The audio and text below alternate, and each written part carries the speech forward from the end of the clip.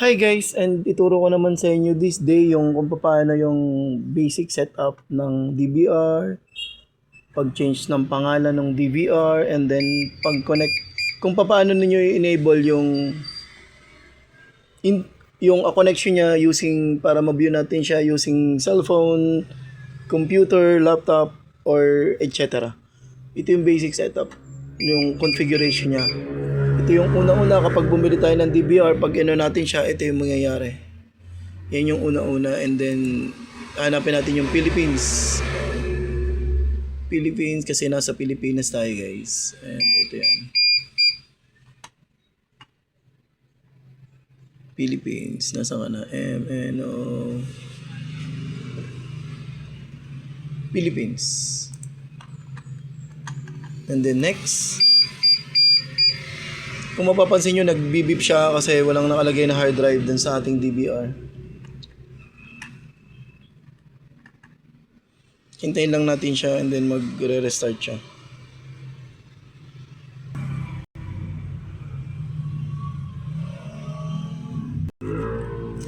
Medyo matagal lang. Matagal lang yung restart.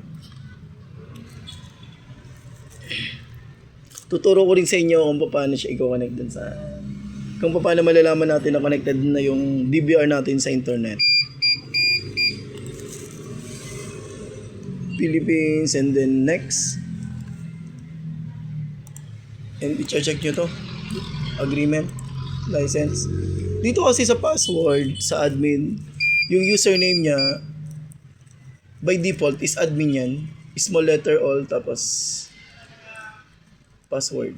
Lalagyan natin siya ng admin password.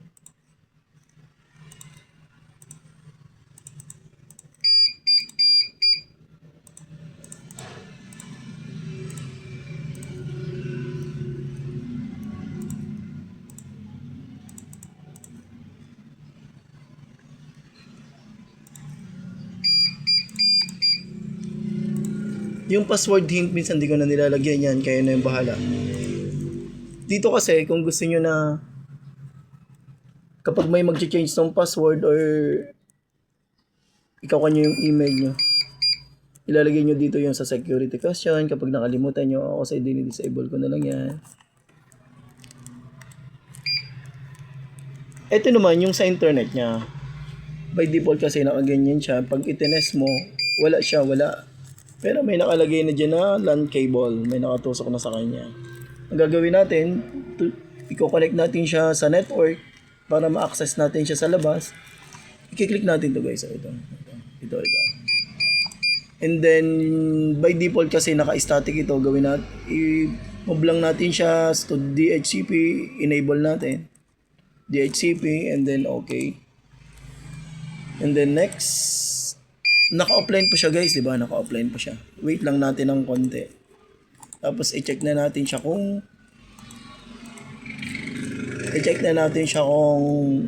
may internet na siya. Network, yung P2P, dapat naka-online siya.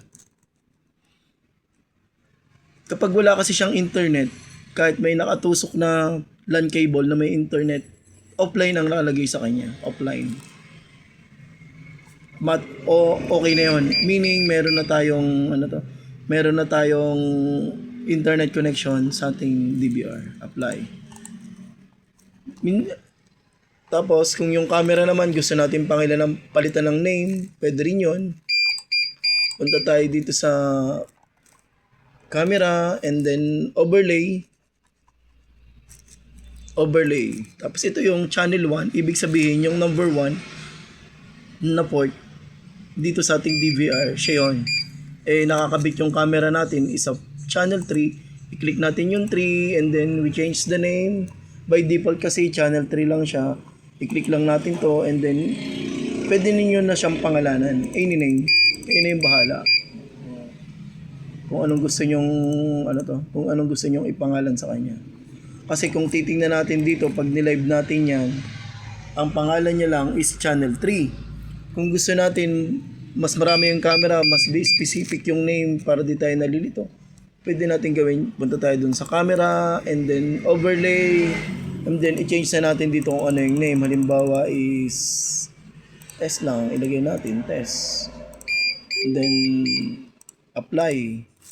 Pag tinignan natin dito, oh, wait lang, hindi yata nag-save. Sorry guys. And then, camera, overlay, test, apply, live.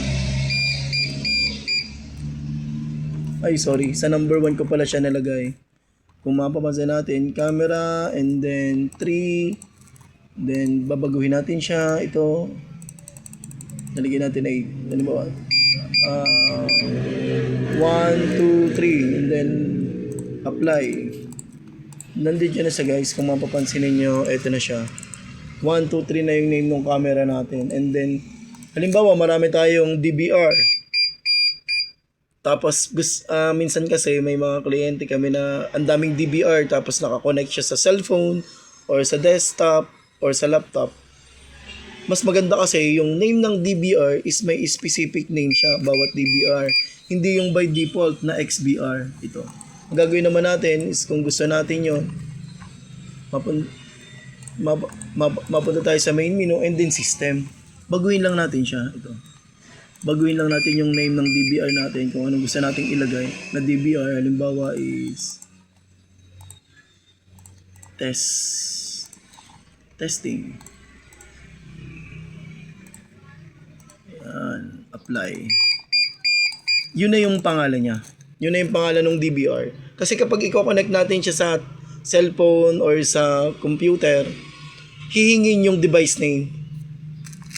Kailangan natin ilagay yung device name. And mas maganda kasi yun, hindi tayo malilito kung alin yung DVR na may problema. Halimbawa, maraming DVR dun sa kliyente natin na ginawa natin. Hindi tayo malilito kung alin yung may problemang DVR. Kasi may mga kanya-kanya siyang name. Yun lang naman yung para sa akin, yun yung ginagawa kasi namin. Testing siya and then yung tapos ito kasing ko natin ito kasi is with audio. Ito yung two-way talk, yung pwede kang makipag-usap kapag ganito yung gamit mong camera, two-way talk. Pero it work lang din dun sa mga DVR na capable yung function na two-way talk. I-enable lang natin yung sound niya. Punta tayo sa main menu, camera, and then punta tayo sa encode. Punta tayo sa encode. Di ba nasa channel 3 yung camera natin? Punta tayo sa channel 3 and then pindutin natin yung audio. I-enable lang natin and then okay. Dito rin siya sa substream, ganun din. And then i-okay din natin. Yan. Yan ang ano to. Yan yung baguhin natin siya. Test. Thanks guys and sana may natutunan kayo.